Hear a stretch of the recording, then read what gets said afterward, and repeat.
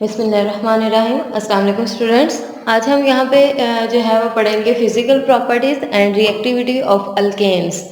तो physical properties जब भी देखते हैं तो सबसे पहले आपको पता होना चाहिए कि फिजिकल प्रॉपर्टीज़ होती क्या हैं। तो फिजिकल प्रॉपर्टीज़ हमारे पास जो है इसमें हमारे पास ऑर्डर आ जाता है, किसी भी चीज़ का कलर आ जाता है, इसकी रिएक्टिव वो आ जाती है, सॉल्युबिलिटी वगैरह आ जाती है। तो यहाँ पे हम देखते हैं कि इनकी एल्केन्स की फिजिकल प्रॉपर्टीज़ क्या क्या होती हैं। तो नंबर 1 पे हम जो इसकी प्रॉपर्टी पढ़ेंगे इसे हम लोग कहते हैं फिजिकल स्टेट। स्टेट या हम इसे फेज भी कह सकते हैं, मतलब कि ये हमारे पास अपेयर किस फॉर्म में होती है। तो यहाँ पे इसकी 3 एक्चुअली कैटेगरीज बनती हैं, जिसमें हमारे पास आ जाती है सॉलिड, लिक्विड एंड गैस। तो हमारे पास जो सबसे पहले कंपाउंड्स होते हैं, मतलब कि C1 से लेकर C4 तक जो भी कंपाउंड्स हैं, मतलब कि कार्बन 1 से लेकर कार्बन 4 तक, जिन्हें हम कार्बन 1 को मीथेन कहते हैं और कार्बन 4 को ब्यूटेन कहते हैं। मतलब कि कार्बन मीथेन से ब्यूटेन तक के जो कंपाउंड्स हैं ये किस फॉर्म में पाए जाते हैं, ये हमारे पास कलरलेस होते हैं, मतलब कि इनका कोई भी कलर नहीं होता। इसके अलावा ऑर्डरलेस होते हैं, इनकी कोई भी खुशबू भी नहीं हमारे पास जो है स्पेसिफिक आती। तो ये और गैसेस फॉर्म में पाए जाते हैं। तो ये हमारे पास इसकी 3 प्रॉपर्टीज़ आ गई है। लेकिन जैसे ही हम इसे अगले कंपाउंड्स की बात करते हैं जो कि C5 से लेकर C17 तक होते हैं, तो ये हमारे पास क्या होते हैं, ये कलरलेस तो उसी तरह होते हैं जैसे कि ये हमारे पास पहले कंपाउंड थे। खुशबू भी इनकी नहीं होती है, लेकिन अब ये गैस नहीं बल्कि ये किस फॉर्म में पाए जाएंगे, ये लिक्विड फॉर्म में पाए जाते हैं। और इससे जो है हायर मेंबर्स हैं, यहाँ पर लिख देती हूँ, हायर देन C18 जो होते हैं ये हमारे पास जो होते हैं ये किस फॉर्म में होते हैं, ये वैक्सी सॉलिड्स फॉर्म में होते हैं। तो मतलब कि ये हमारे पास सॉलिड फॉर्म में प्रेजेंट होते हैं। तो ये हमारे पास इसका जो था थोड़ा सा इंट्रोडक्शन था कि हमारे पास फर्स्ट 4 कंपाउंड्स होते हैं कलरलेस होते हैं, इनका कोई भी कलर नहीं होता, ऑर्डरलेस होते हैं, कोई भी खुशबू नहीं होती, लेकिन गैसेस फॉर्म में होते हैं। और C5 से C17 तक जो है इनका भी ना कलर होता है ना ऑर्डर होता है, लेकिन ये लिक्विड फॉर्म में पाए जाते हैं। और हायर देन C18 जो है ये हमारे पास वैक्सी सॉलिड्स फॉर्म में पाए जाते हैं, और इनका भी ना तो कोई कलर होता है और ना ही कोई ऑर्डर होता है। सेकेंड प्रॉपर्टी जिसे हम देखते हैं ये क्या हो जाती है, पोलैरिटी। पोलैरिटी की बेस पर हम इनकी क्या देखेंगे, पोलैरिटी की बेस पर हम इन्हें देखेंगे कि ये हमारे पास सॉल्युबिलिटी देखेंगे। तो अगर मैं यहाँ पे पोलैरिटी की बजाय इसकी हेडिंग को सॉल्युबिलिटी कह दूँ तो ये हमारे पास ज़्यादा जो है वो बेहतर होगी। तो सबसे पहले हम देखते हैं कि ये जो है किसमें सॉल्युबल होते हैं और किसमें अनसॉल्युबल होते हैं। तो एक्चुअल में आपको पता होना चाहिए कि अल्केन्स हमारे पास क्या होते हैं, अल्केन्स हमारे पास नॉन पोलर होते हैं। नॉन पोलर कंपाउंड्स कब बनते हैं, जब हमारे पास कोई भी चीज़ बॉन्ड बना रही है तो उनके दरमियान इलेक्ट्रोनेगेटिविटी डिफरेंस जो है वो बहुत थोड़ा हो, या 0 के बराबर हो, या 0 से थोड़ा ज़्यादा लेकिन निग्लिजिबल हो, तो इसे हम कहते हैं कि ये हमारे पास नॉन पोलर है। तो आपको पता है कि अल्केन में हमारे पास बॉन्ड किन किन के दरमियान बनता है, बेसिकली कार्बन एंड हाइड्रोजन के दरमियान बॉन्ड बनता है। तो यहाँ पे अगर हम कार्बन और हाइड्रोजन के दरमियान इलेक्ट्रोनेगेटिविटी डिफरेंस देखते हैं तो ये बहुत थोड़ा होता है। अगर मैं आपको बताऊं कि कार्बन की इलेक्ट्रोनेगेटिविटी क्या होती है, कार्बन की होती है 2.5 और हाइड्रोजन की इलेक्ट्रोनेगेटिविटी क्या होती है 2.1। तो अगर मैं इनके डिफरेंस की बात करती हूँ तो इनका इलेक्ट्रोनेगेटिविटी डिफरेंस जो आ जाता है ये हमारे पास किसके बराबर आ जाता है, ये आ जाएगा 0.4। तो इसे हम कहते हैं कि ये जो है वो इलेक्ट्रोनेगेटिविटी डिफरेंस जो है ये हमारे पास बहुत थोड़ा है, इसलिए ये निग्लिजिबल भी हम कह सकते हैं, ये बहुत थोड़ा भी कह सकते हैं, इसलिए हमारे पास क्या आ जाएगा, ये नॉन पोलर फॉर्म में प्रेजेंट होते हैं। तो अगर आपको एक स्टेटमेंट याद हो, इसे मैं रिकॉल भी करती हूँ, पोलर डिसॉल्व पोलर, या इसकी दूसरी स्टेटमेंट थी non polar dissolves non polar. तो मतलब कि पोलर चीजें हैं तो वो सिर्फ पोलर में डिसॉल्व होंगी और नॉन पोलर जो है वो सिर्फ नॉन पोलर में डिसॉल्व होंगी। तो क्योंकि अल्केन तो हमारे पास नॉन पोलर है तो ये पोलर में कभी भी डिसॉल्व नहीं होगा, या अगर डिसॉल्व होगा भी तो इनकी जो सॉल्युबिलिटी है वो बहुत लेस होगी। जैसे कि अगर मैं वाटर की बात करती हूँ तो वाटर हमारे पास क्या होता है, पार्शियल नेगेटिव चार्ज और पार्शियल पॉजिटिव चार्ज हाइड्रोजन्स पे आ जाता है, और ये पार्शियल चार्जेस की वजह से वाटर क्या होता है, पोलर होता है। और जब वाटर पोलर होता है तो वाटर ये नॉन पोलर अल्केन्स को तो अपने अंदर डिसॉल्व नहीं करेगा, तो इसलिए हम लोग कहते हैं अल्केन्स आर नॉन पोलर और वेरी वीकली पोलर, क्योंकि यहाँ पे हमारे पास इनका इलेक्ट्रोनेगेटिविटी डिफरेंस जो है ये 0.4 के करीब आ रहा है, and they are insoluble in polar solvents. तो ये हमारे पास पोलर सॉल्वेंट्स में डिसॉल्व नहीं होते, जैसे कि वाटर वगैरह है इसमें इनकी सॉल्युबिलिटी नहीं होती। लेकिन अगर थोड़ा बहुत डिसॉल्व हो भी जाए तो जैसे जैसे इनका जो है मॉलिक्यूलर मास इंक्रीज होता जाएगा, इनकी सॉल्युबिलिटी क्या होती जाएगी, डिक्रीज होती जाएगी। तो यहाँ पे हमारे पास देखते हैं कि ये डिसॉल्व किस में होते हैं, तो ये हमारे पास डिसॉल्व होते हैं alkanes dissolve in non polar solvent. तो यहाँ पे बात आ जाती है कि नॉन पोलर सॉल्वेंट्स में तो डिसॉल्व हो जाते हैं, तो ये नॉन पोलर सॉल्वेंट्स होते कौन कौन से हैं, तो नॉन पोलर सॉल्वेंट्स में हमारे पास आ जाती है बेंजीन। अल्केन्स बेंजीन में बहुत आसानी से डिसॉल्व हो जाते हैं। इसके अलावा हमारे पास ईथर आ जाता है, इसके अलावा कार्बन टेट्राक्लोराइड, चले मैं इस फॉर्म में लिख देती हूँ। तो ये हमारे पास कुछ सॉल्वेंट्स हैं जिसमें अल्केन जो है वो इजीली डिसॉल्व हो जाता है। तो यहाँ तक हमारे पास ये इसकी 2 प्रॉपर्टीज आ गई। देन हम जो थर्ड प्रॉपर्टी की बात करते हैं, ये फिजिकल कांस्टेंट्स हैं, कि फिजिकल कांस्टेंट हम देखते हैं।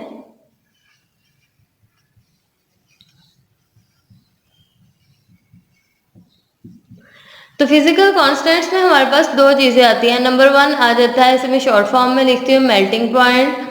नंबर 2 यहाँ पे हम इसके बॉइलिंग पॉइंट को भी डिस्कस करेंगे। नंबर 3 हम यहाँ पे डेंसिटी देख लेते हैं। तो ये सारे जो हैं इन्हें हम फिजिकल कांस्टेंट्स कहते हैं, और ये फिजिकल कांस्टेंट का क्या इन्फ्लुएंस होता है अल्केन्स का। तो यहाँ पे सबसे पहले हम देखते हैं कि आपको मैं बता दूं कि मेल्टिंग पॉइंट क्या होता है। तो मेल्टिंग पॉइंट इससे नाम से ही पता है कि अगर हमारे पास कोई भी सॉलिड चीज़ है तो इस सॉलिड चीज़ को अगर मैं यहाँ से हीट प्रोवाइड करती हूँ तो ये लिक्विड में कन्वर्ट हो जाए तो हम इसे क्या कहते हैं, ये हमारे पास क्या हो गई है, मेल्ट हो गई है। तो वो टेम्परेचर जिस पे ये चीज़ सॉलिड जो है लिक्विड में कन्वर्ट होगी इसे कहेंगे मेल्टिंग पॉइंट। देन अगर मैं इस लिक्विड को जो है वो हीट प्रोवाइड करती हूँ और हीट प्रोवाइड करके ये किस में कन्वर्ट हो जाती है, गैस में कन्वर्ट हो जाती है, तो इसे हम लोग कहते हैं कि ये इसका क्या आ जाएगा, बॉइलिंग पॉइंट। तो क्योंकि जिस टेम्परेचर पे ये जो लिक्विड है बॉयल होकर गैस में कन्वर्ट हुआ वो उसका बॉइलिंग पॉइंट आ जाएगा। तो ये हमारे पास मेल्टिंग पॉइंट और बॉइलिंग पॉइंट है, इन्हें हम डिस्कस करते हैं। ये जो है इनका ये मेल्टिंग पॉइंट, बॉइलिंग पॉइंट और डेंसिटी जो है ये हमारे पास नंबर ऑफ कार्बन इंक्रीज होने के साथ साथ ये भी क्या होती जाती है, इंक्रीज होती जाती है। और सेम हमारे पास ये है कि सॉल्युबिलिटी जो होती है वो मॉलिक्यूलर मास के इंक्रीज होने से डिक्रीज होती जाती है। जो बॉइलिंग पॉइंट है तकरीबन जब हम एक जो है उसमें कार्बन इंक्रीज करते हैं तो तकरीबन बॉइलिंग पॉइंट जो है वो 30 to 40 डिग्री जो है वो इंक्रीज हो जाता है। जैसे कि अगर आपको पता है कि अगर हम बात करते हैं इथेन की, तो इथेन हमारे पास क्या आता है, CH3, इसे कहेंगे इथेन। और अगर इसी तरह मैं बात करती हूँ प्रोपेन की तो ये आ जाएगा CH3, CH2 एंड CH3, तो ये आ जाएगा प्रोपेन। और यहाँ पे अगर आप देखते हैं कि ये प्रोपेन है, तो चलो मैं नीचे लिख देती हूँ, यहाँ पे क्लियर नजर नहीं आ रहा होगा।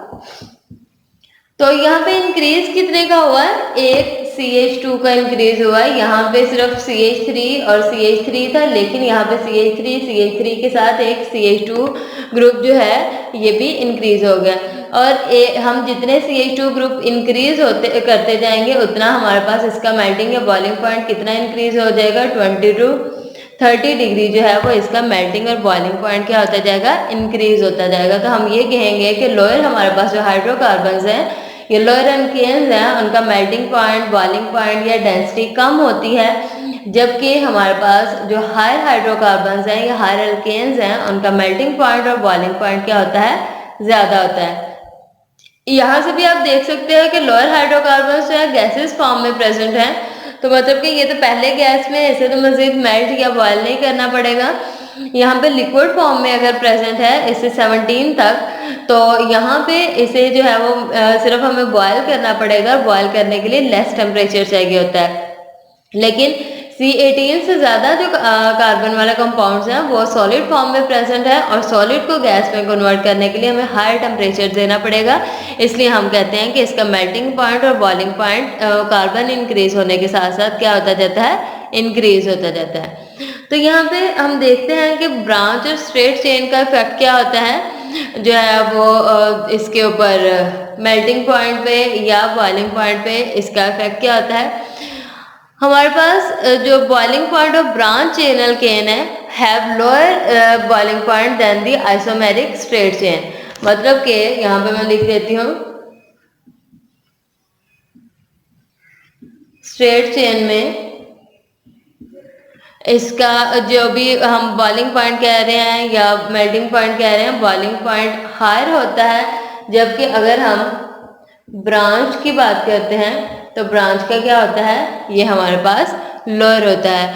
अगर आप मैं एग्जांपल की बात करती हूँ, तो अगर हम बॉइलिंग पॉइंट की बात करते हैं कि ब्यूटेन की बॉइलिंग पॉइंट की बात कर लेते हैं। चले यहाँ पे ब्यूटेन में कितने कार्बन होते हैं, 4 कार्बन होते हैं, तो इसे हम एन ब्यूटेन भी कहते हैं। प्रीवियस टॉपिक में मैंने बताया था कि एन ब्यूटेन का मतलब क्या होता है, स्ट्रेट चेन में कोई भी ब्यूटेन प्रेजेंट है तो वो एन है। तो अगर हम यहाँ पे बात करते हैं कि इसका जो है बॉइलिंग पॉइंट वो कितना होगा, तो बॉइलिंग पॉइंट इसका होगा -0.5 डिग्री जो है वो इसका बॉइलिंग पॉइंट होगा। लेकिन अगर मैं इसे कन्वर्ट कर दूँ ब्रांच में, तो ब्रांच हमारे पास कुछ इस तरह बनेगी, CH3 एंड CH3।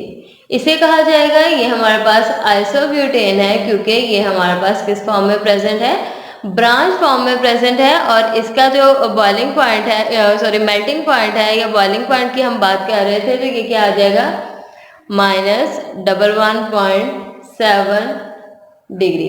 तो मतलब कि स्ट्रेट चेन का जितना भी बॉइलिंग पॉइंट होगा वो लेस होगा, और हायर होगा, और जब हम हायर हाइड्रोकार्बन्स की तरफ जाते हैं या ब्रांच हाइड्रोकार्बन की तरफ जाते हैं, तो इनका जो बॉइलिंग पॉइंट है वो क्या होता जाएगा, वो हमारे पास लोअर होता चला जाएगा।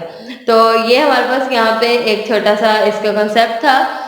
और इसके बाद हम देखते हैं कि इसका मेल्टिंग पॉइंट जो है ये भी किसके साथ इंक्रीज होता है, इनके मॉलिक्यूलर मास के साथ इंक्रीज होता है, लेकिन इनका जो मेल्टिंग पॉइंट है ये रेगुलर इंक्रीज नहीं होता विद द मॉलिक्यूलर मास। तो ये डायरेक्टली प्रोपोर्शनल का मतलब है जितना इनका मॉलिक्यूलर मास बढ़ता जाएगा उतना ही हमारे पास इसका मेल्टिंग पॉइंट क्या होता जाएगा, बढ़ता चला जाएगा। तो यहाँ तक इसकी फिजिकल स्टेट से। नाउ हम इसकी रिएक्टिविटी की बात करते हैं कि इसकी रिएक्टिविटी क्या होती है। अब हम यहाँ पे देखते हैं रिएक्टिविटी ऑफ अल्केन्स को। तो जब अल्केन्स की रिएक्टिविटी को देखते हैं तो हमारे पास अल्केन्स जो होते हैं, कहा जाता है कि ये हमारे पास अनरिएक्टिव होते हैं। अनरिएक्टिव तो हम इसे नहीं कह सकते, बल्कि हम इसे क्या कह सकते हैं, लेस रिएक्टिव कह सकते हैं, क्योंकि अल्केन्स बहुत कम रिएक्शन जो है वो शो करते हैं। क्योंकि अल्केन्स का नाम क्या होता है, अल्केन्स का नाम होता है पैराफिन्स। अब ये पैराफिन्स का मतलब क्या है? तो पैराफिन का मतलब देखते हैं। ये हमारे पास एक्चुअली एक लैटिन वर्ड है जो कि 2 वर्ड से मिलकर बना है। नंबर 1 जो इसका है वो क्या होगा? पैरम। पैरम मीन लिटिल, बहुत, थोड़ी। और फिन्स जो है ये कहाँ से निकला है? ये अफिन्स से निकला है। और अफिन्स का मतलब होता है अफिनिटी, मतलब कि अल्केन्स में बॉन्ड बनाने की अफिनिटी जो होती है ये बहुत थोड़ी होती है, मतलब कि न्यू रिएक्शंस करने की जो अफिनिटी होती है ये बहुत कम होती है। तो इसी रीज़न की वजह से हमारे पास अल्केन्स जो होते हैं ये लेस रिएक्टिव होते हैं। और इसके पीछे जो है, इसकी लेस रिएक्टिविटी के पीछे 2 फैक्टर्स हैं। तो यहाँ पे आपको क्वेश्चन भी आ सकता है, factors which effect the reactivity of alkane. तो यहाँ पे आपको पता होना चाहिए कि अल्केन की रिएक्टिविटी को कौन से 2 फैक्टर्स हैं वो इफेक्ट करते हैं। तो यहाँ पे 2 फैक्टर्स हैं। नंबर 1 क्या आ जाता है? Non polar nature of alkanes. And number 2 factor जो है इसकी बात करते हैं तो नंबर 2 फैक्टर आ जाता है इनर्टनेस ऑफ सिग्मा बॉन्ड।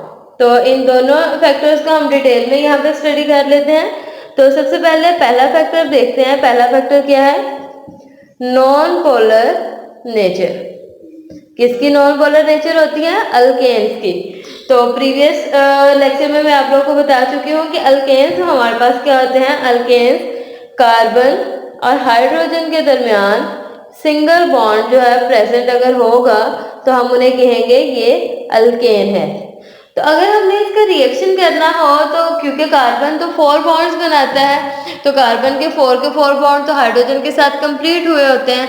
अगर हमें कोई 5th वाला बॉन्ड या कोई और चीज़ ऐड करनी है इसमें तो हमें एक हाइड्रोजन को रिमूव करना पड़ेगा, देन हम कुछ भी ऐड कर सकेंगे।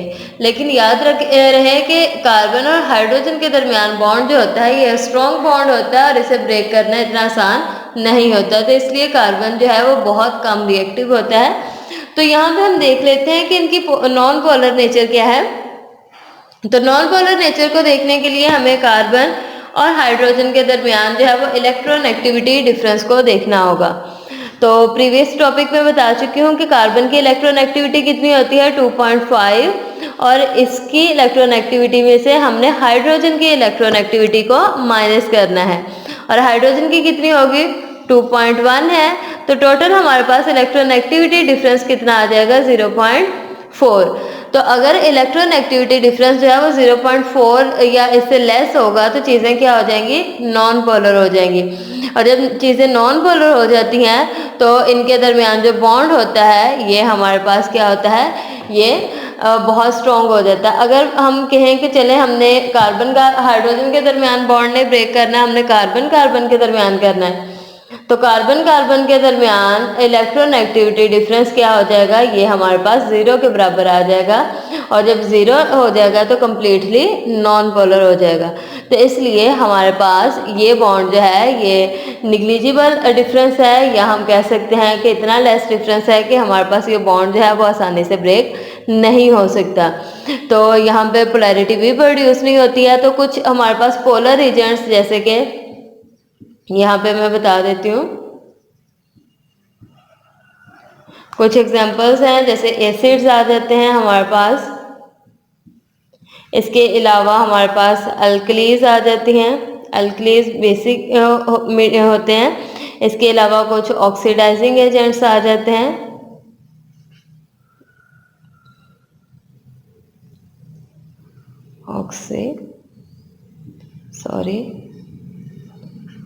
इसके अलावा कुछ हमारे पास रिड्यूसिंग एजेंट आ जाते हैं।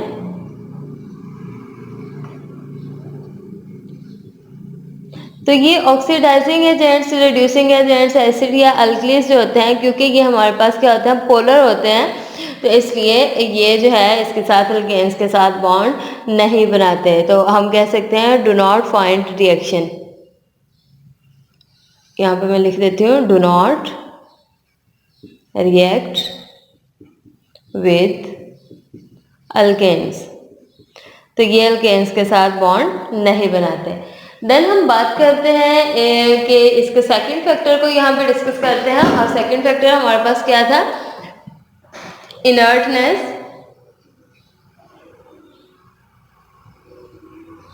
Of sigma bond. Inertness of sigma bond का मतलब है कि सिग्मा बॉन्ड जो है वो खुद को किसी भी रिएक्शन के लिए पेश नहीं करता कि आओ मुझे तोड़ो और ये जो है मेरे साथ बॉन्ड बना लो। तो अल्केन्स में क्योंकि हमें पता है कि all bonds are sigma bonds, और सिग्मा बॉन्ड जो होता है ये बहुत स्ट्रॉन्ग बॉन्ड होता है, और इतना ज़्यादा स्ट्रॉन्ग होता है कि इसे हम इजीली जो है वो ब्रेक नहीं कर सकते। इसके अलावा electrons of sigma bond can not attack on any electrophile और न्यूक्लियोफाइल। तो मतलब कि यहाँ पे ये जो इसके सिग्मा बॉन्ड्स होते हैं किसी भी इलेक्ट्रोफाइल पे भी अटैक नहीं कर सकते हैं और न्यूक्लियोफाइल पे भी अटैक नहीं कर सकते। तो फिर बात यहाँ पे आती है कि अल्केन्स जो होते हैं ये कौन कौन से रिएक्शन देते हैं सूटेबल कंडीशंस में। तो इसकी टाइप्स ऑफ रिएक्शंस की बात करते हैं, types of reactions of alkane, कि अल्केन के कौन कौन से रिएक्शन है। नंबर 1 रिएक्शन को हम कहते हैं कि ये हमारे पास सब्स्टिट्यूशन रिएक्शन देते हैं। तो प्रीवियस टॉपिक में सब्स्टिट्यूशन का मतलब मैंने बता दिया था, एक चीज़ को रिमूव करके उसकी जगह पे दूसरी चीज़ ऐड करना। सब्स्टिट्यूट का मतलब हम ये भी ले सकते हैं रिप्लेस करना। रिप्लेस करने का मतलब है कि इसकी जगह पे कोई नई चीज़ ऐड करना। सपोज मैं यहाँ पे बता देती हूँ कि यहाँ पे हमारे पास अल्केन प्रेजेंट है, और अल्केन में मैं करना चाह रही हूँ कोई भी हेलोजन ऐड करना चाह रही हूँ, ये मैं क्लोरीन ऐड करना चाह रही हूँ। अब क्लोरीन तो डायरेक्ट इस पे अटैक नहीं कर सकता क्योंकि इस कार्बन तो टोटल 4 बॉन्ड बनाता है और इसके 4 बॉन्ड्स कंप्लीट हैं। फिर ये हम क्लोरीन इसमें कैसे ऐड करेंगे? क्लोरीन ऐड करने के लिए हमें यहाँ से क्या रिमूव करना पड़ेगा? हमें यहाँ से हाइड्रोजन जो है वो रिमूव करना पड़ेगा। ये वाला हाइड्रोजन हम इसका रिमूव करेंगे तो देन इसकी जगह पे आके क्लोरीन ऐड होगा। तो मतलब कि हमने क्या किया है, इसे रिप्लेस किया है। तो इस तरह के रिएक्शंस को क्या कहा जाता है? सब्स्टिट्यूशन रिएक्शंस कहा जाता है। और सेकेंड टाइप के जो रिएक्शंस होते हैं इन्हें कहा जाता है, ये हमारे पास थर्मल एंड कैटालिटिक रिएक्शन देते हैं। यहाँ पे मैं बता देती हूँ। तो थर्मल रिएक्शंस क्या होते हैं? वो रिएक्शंस जिसमें हमें बहुत ज़्यादा मिकदार में क्या करनी पड़े? हीट प्रोवाइड करनी पड़े। और कैटालिटिक रिएक्शन क्या होते हैं? जिसमें हमें इसे कैटालिस्ट की प्रेजेंस में परफॉर्म करना पड़े, मतलब कि हीट के बगैर हम आसानी से रिएक्शन नहीं कर सकते हैं, या फिर हमें इसमें जो है हाई अब्जॉर्बिंग लाइट एनर्जी देनी पड़ेगी या हाई टेम्परेचर देना पड़ेगा। और इसके अलावा हमें कुछ रिएक्शंस में इसे कैटालिस्ट भी प्रोवाइड करना पड़ता है ताकि स्पीड ऑफ रिएक्शन जो है वो इंक्रीज हो जाए। तो अगर हम इसे हाई हीट प्रोवाइड करते हैं या सनलाइट प्रोवाइड करते हैं तो इसके नतीजे में ये हमारे पास कौन सा रिएक्शन देते हैं? रेडिकल रिएक्शन देते हैं। तो रेडिकल रिएक्शन क्या होता है? प्रीवियस टॉपिक में बता चुकी हूँ। जब हमारे पास बॉन्ड की जो ब्रेकेज है वो अनपेयर्ड इलेक्ट्रॉन्स के जरिए हो, मतलब कि हमारे पास जब बॉन्ड ब्रेक हो रहा है तो अनपेयर्ड इलेक्ट्रॉन्स हमारे पास हासिल हो, तो इसे हम कहते हैं कि ये हमारे पास रेडिकल्स आ जाते हैं। तो यहाँ तक इसकी रिएक्टिविटी थी। इंशाल्लाह अगले टॉपिक में हम अल्केन्स के रिएक्शन पढ़ेंगे। तो यहाँ तक कोई भी प्रॉब्लम हो तो आप कमेंट सेक्शन में पूछ सकते हैं। Thank you.